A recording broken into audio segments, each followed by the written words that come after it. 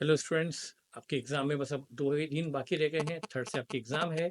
उसके लिए मैं आपको कुछ मैसेज देना चाहता हूँ। सबसे पहले आपको ध्यान रखना है अपने कॉन्फिडेंस लेवल का। आपको अभी कॉन्फिडेंस लूज़ नहीं करना है। अभी डर लगता है कि यार हम भूल रहे हैं, क्या कुछ भी याद नहीं है, हमने क्या किया? लेकिन ऐसा कुछ भी नहीं है। आपने जो पहले मेहनत की है, एफर्ट्स डाले हैं, प्रैक्टिस की है, वो नतीजा उसका मिलेगा। पेपर सामने आएगा तो आपको सारी चीज़ें अपने आप याद आएगी, इसलिए आप डरिए मत और अपनी तैयारी बिल्कुल बराबर कीजिए। नंबर 1।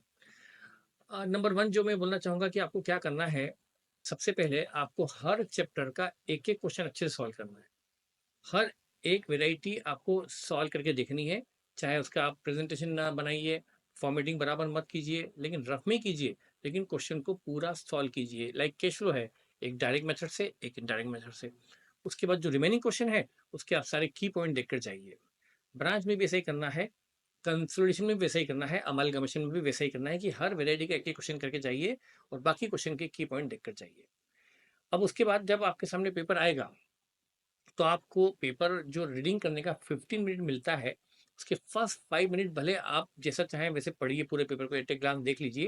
लेकिन मुझे लगता है कि लास्ट उसके बाद जो आपके पास 10 मिनट बचेंगे, उसमें आप वो क्वेश्चन अच्छे से पढ़ना शुरू कर दीजिए, जो आप सबसे पहले करने वाले हैं। डेफ़िनिटली सबसे पहले आप वो क्वेश्चन वही करेंगे, जो आपको अच्छे से आता है, जो लग लग रहा है कि आप किए हुए हैं, फ़ैमिलियर क्वेश्चन है, आप उसको करने वाले हैं, तो उसको पढ़ना शुरू कर दीजिए।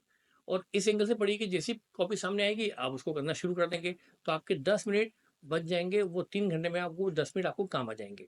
उसके बाद आपको क्या करना है, जो आपको एमसीक्यूज़ वाले हैं, वो बाद में कर सकते हैं, पहले प्रैक्टिकल कुछ सारे आप कंप्लीट कर लें।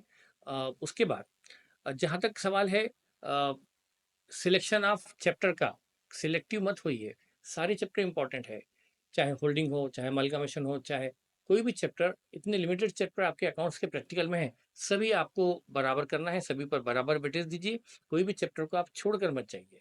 हमने इतनी मेहनत की है, भले ही आप उस पे आपका सेम कम है, तो ब्रांच के अंदर आप सिलेक्टिव हो जाइए।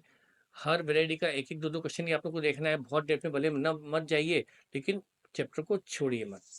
अब जहाँ तक सवाल है आपको अ, पेपर के बाद, पेपर देने के बाद अब ना बाहर आके पेपर डिस्कस कीजिए, ना घर आकर उसका सॉल्यूशन चेक कीजिए और ना उसकी चिंता में अपना अगला पेपर बिगाड़िए। कई बार हमें लगता है कि यार पेपर बिगड़ गया, लेकिन कई बार नंबर हमें अच्छे आ जाते हैं, तो आप अपने पेपर का वैल्यूएशन बिल्कुल मत कीजिए और अगले पेपर के लिए तैयारी कीजिएगा। और आपका ये फर्स्ट पेपर के अंदर जब सॉल्व करेंगे, तो आपको स्पीड बराबर मेंटेन करनी है from the very first question, क्योंकि पेपर लेंदी आना तय है, उसको आपको मैनेज करना पड़ेगा विद इन टाइम फ्रेम। उसके लिए आप पहले ही क्वेश्चन से अपनी स्पीड को बनाए रखिए। ऐसा ना हो कि पहले क्वेश्चन में आपने बहुत टाइम दे दिया और आखिरी के क्वेश्चन आप जल्दबाजी में कर रहे हैं, तो गलतियाँ हो रही है, सिली मिस्टेक हो रही है और पेपर मतलब नंबर, वो पेपर छूट गया और नंबर हमारे कट गए। पूरा पेपर सॉल्व करना है, इसकी कोशिश आप कीजिए। Thank you.